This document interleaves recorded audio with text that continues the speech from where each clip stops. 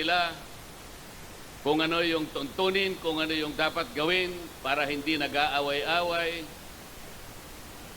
Baligtad po yung nangyayari. Pag ako na nagsasalita, guguluhin nila ako, pagtutulong-tulungan nila ako, pati nga po yung hopya na kinakain ko, kukunin pa nila. Ganun po yung mga taong yon. Nung isang araw po, nagsalita ako sa grupo ng mga hilot, yung mga kumadrona.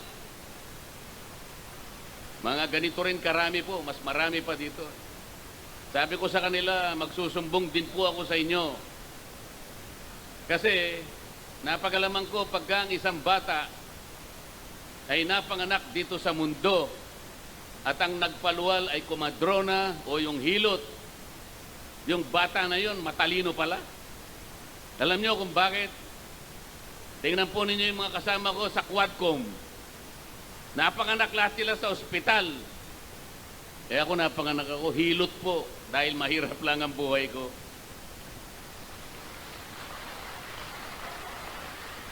Napanganak sa ospital, tingnan nyo, pumurol ang mga ulog. Sabi nila, magkaisa tayo. Gumawa sila ng manifesto. Kailangan kanya magkaisa tayo sa katapatan at paninindigan para alagaan natin ang ating bansa. Paanong pagkakaisa yon? Paanong magkakaisa ang isang bansa kapag ini-impeach mo ang Vice President? Hypocrisy. Nagpapanggap. Nagbabalat kayo. Ano po yung nagpapanggap sa Bisaya para ma-emphasis? Ha? Nagpakaroon ignon. Oh, yun. Translator ko. Sabi ko, pagtulungan natin, napakaraming problema ng bansa natin. Ang kuryente, napakataas ang kuryente sa bansang ito. 10 bills, power bills ang ipinail ko. Wala kahit isa ang dininig sa committee. Paano po puro Quadcom na lang? Lahat ng panahon, lahat ng atensyon binigay lahat sa Quadcom. Wala nang panahon para dinggin yung mga panukalang batas na makakabuti sa tao. Ano po ba ang layunin ng ating batas sa kuryente na ginawa 23 years ago? What is the objective of that law that was enacted in 2001 or 23 years ago? To ensure the delivery of quality and reliable and affordable rates of electricity in this country. So pag sinabi mong secure and reliable, walang brownout. Pag sinabi mong affordable, abot kaya. Abot kaya. Sa Bisaya, barato. O yan, nakita nyo naman. Hindi mo alam yon, Senador Philip Salvador. Yun ang pangunahing layunin. Pero hanggang ngayon, after 23 years, abot kaya ang kuryente, abot langit. Tinanggal nila ako sa Committee on Energy. Pag sinasabi ko, walang hustisya ang ginagawa natin, you are not following the rule of law. Tinanggal nila ako sa Justice Committee. Kasi i-impeach nila yung Vice President. Para hindi na ako siguro makasali, tinanggal nila ako sa Justice Committee. Ang sabi ko sa kanila, yun ang akala nyo. Subok-subukan ninyo na i-impeach ang Vice President. I will suggest to her that she should engage me as her defense counsel. Yehey! Kasi mali na po ang nangyayari. Wala nang hustisya. Sabi ko sa kanila, bakit ninyo sinusuri ang confidential funds ng Office of the Vice President? Why? If you are honest in trying to enact a particular law, kasi po, inquiry in aid of legislation. There are more than 400 offices and agencies of government. beneficiaries of confidential funds. They were also notified by the COA. Meron silang audit observation memo. Bakit yung opisina lang ng Vice President ang ating iniimbestigahan kung talagang hindi kayo namumulitika? 400 offices ayaw niyong imbestigahan. Only the office of the Vice President. Politika po ito. Pangalawa, sabi ko, yung pag-audit, yung pag-examine ng mga papel, ng mga reports about public expenditures, ito po'y trabaho ng COA. There is only one office. There is no other office mandated to audit and examine expenditures of public funds. Only the Commission on Audit. Ang sabi ko, bakit po natin ginagawa ang trabaho ng COA? Kayo naman, Commission on Audit, bakit nyo sinurrender ang inyong tungkulin? Mayroon pong problema dito, sabi ko. Nilalabag natin ang saligang batas. What was delegated can no longer be delegated. Kaya lang po pag ako nagsasalita ng ganito, pinapaalala ko sa kanila, tinuturuan ko sila, ang pinasasagot nila sa akin, yung mga magugulo. Guguluhin nila ako. Hindi sila makikipagdebate. Ang gagawin nila, manggugulo lang. Pagkatapos, papatayin nila yung aking mic. Papatayin nila. Ganito po ang nangyayari sa ating bansa. Sa ngayon po, nakakaawa ang kalagayan ng ating bansa. Napakamahal po ng kuryente, napakamahal ng presyo ng bilihin, napakamahal pa rin ng tubig. Ganyan po. Walang tumitingin dyan. Ang gusto lamang nilang gawin, maghearing sa Quadcom. Ang Quadcom, wala silang ibang subject matter, kundi i-prosecute ang dating Pangulo ng Republika ng Pilipinas. Nakakahiya po ang kanilang ginagawa. Kaya sabi ng mga kasama ko, total magulo na kayo dyan, lumipat ka na lang sa Senado. Pumunta ka sa Barangay Taloma proper. Magpatulong kayong dalawa ni Philip Salvador.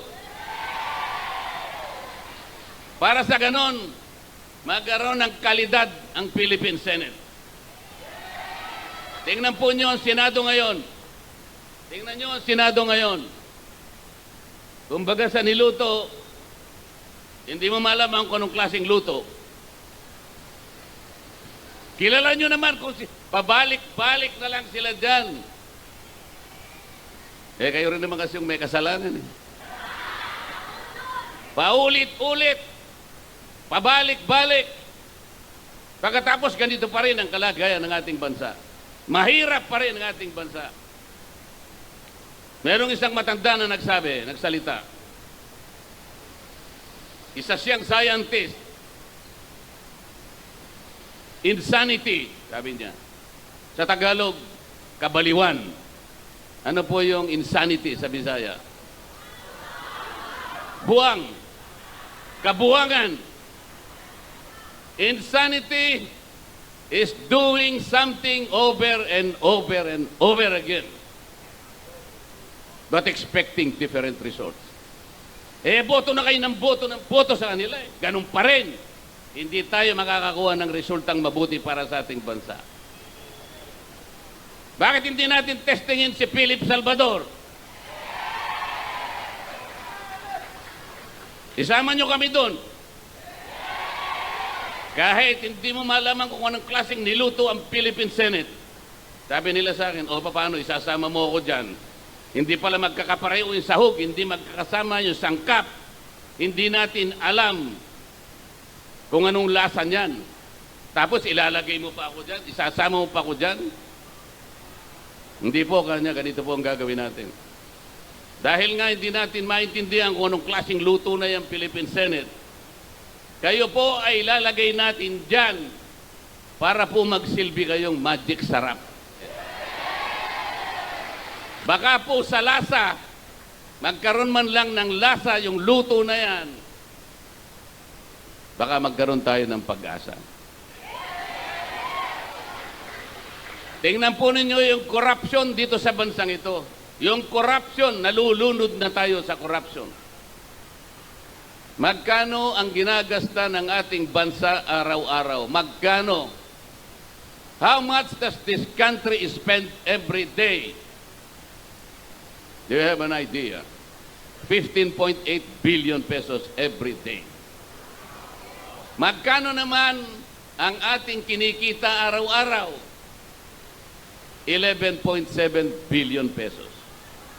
So gumagasta tayo ng mas marami kaysa sa kinikita natin. Anong deficit? 4.1 billion pesos. Yan po ang inuutang natin araw-araw. 4.1 billion pesos. Or about 270 million pesos every hour. Bagsak. Magkano na po yung ating utang? 16 trillion pesos. 16 trillion pesos.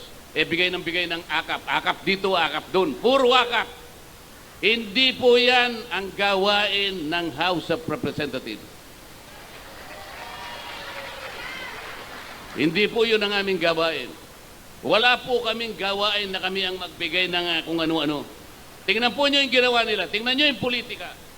Ang budget po na pinresent ni Inday Sara, 2 billion pesos. Ano ang ginawa nila? Tinanggal po nila, sabi nila, hindi, gawin na lang nating 700 million. Kasi yung ibang budget mo rito, ginagawa na rin ng DSWD. Yung iba, ginagawa na rin ng DOH. Yung iba, ginagawa na rin ng CHED. So, para walang duplication, tanggalin na natin yan.